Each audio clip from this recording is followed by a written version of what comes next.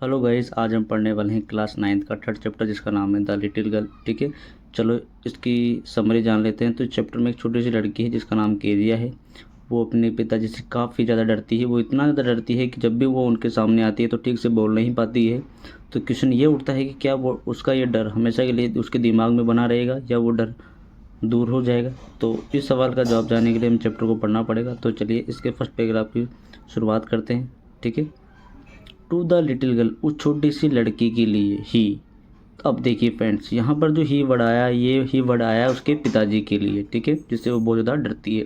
तो to the little girl, उस छोटी सी लड़की के लिए ही वॉज ए फिगर, वो एक ऐसी आकृति है। टू बी फियर्ड, जिसे डरा जाए।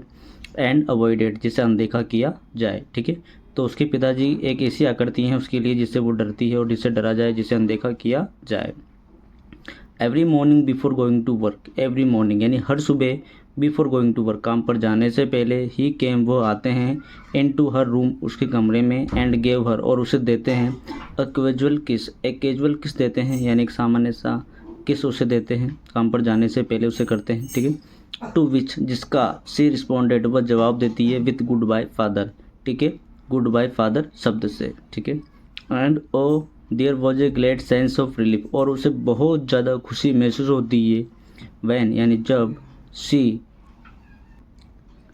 Van she heard the noise of the carriage यानी उसे बहुत ज़्यादा खुशी महसूस होती है जब वो गाड़ी ग्रोविंग यानी आगे बढ़ती है, पेंटर एंड पेंटर और उसकी आवाज़ और धीमी यानी और कम होती चली जाती है, डाउन यानी नीचे, द लॉन्ग रोड का मतलब लंबी सड़क पर। उस लंबी सड़क पर जैसे जैसे वो गाड़ी आगे बढ़ती जाती है तो उसकी आवाज़ और धीमी यानी और कम होती चली जाती है। उस आवाज़ को सुनकर ये बहुत ज़्यादा खुश हो जाती है। इन द इवनिंग और शाम को क्या होता है कि व्हेन ही केम होम जब वो घर आते हैं, सी स्टूड तो वो खड़ी हो जाती है, नियर द स्टेयर केस। अब staircase friend, staircase जो वर्ड है फ्रेंड्स, इसका मीनिंग होता है सीढ़ियाँ। तो वो शाम को जब घर पर आते हैं तो ये सीढ़ियों के पास खड़ी हो जाती है, एंड हर्ड और सुनती है, इज़ लाउड वॉइस उनकी चिल्लाने वाली आवाज़ ये सुनती है। और वो चिल्लाने वाली जो आवाज़ है वो क्या होती है फ्रेंड्स, इन द हॉल के अंदर, ब्रिंग माई टी मेरी चाय लेकर आओ, इनटू द ड्राइंग रूम। तो वो चिल्लाकर बोलते हैं मेरी चाय लेकर आओ ड्राइंग रूम में। हैजेंट द पेपर कम येट अभी तक क्या पेपर नहीं आया।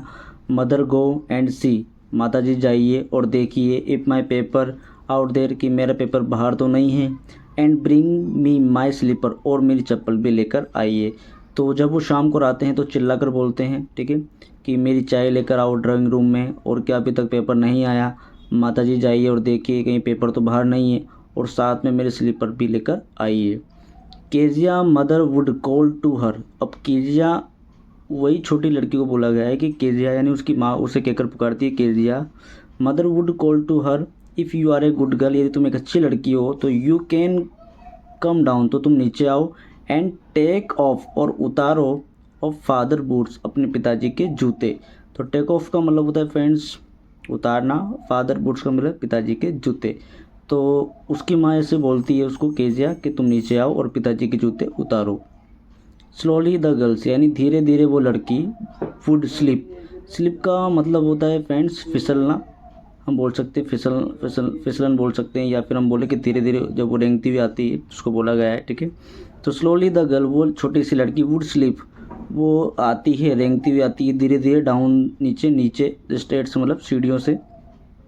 ठीक है, मोर स्लोली और धीरे हो जाती है, स्टिल तब तक, एक्रॉस द हॉल के पास आकर वो बहुत धीरे हो जाती है। एंड पुश और वो धक्का देती है, ओपन द ड्राइंग रूम उस ड्राइंग रूम का जो दरवाज़ा है उसको वो धक्का देती है और उसके अंदर वो चली जाती है। ठीक है, आगे हम आगे पढ़ते हैं।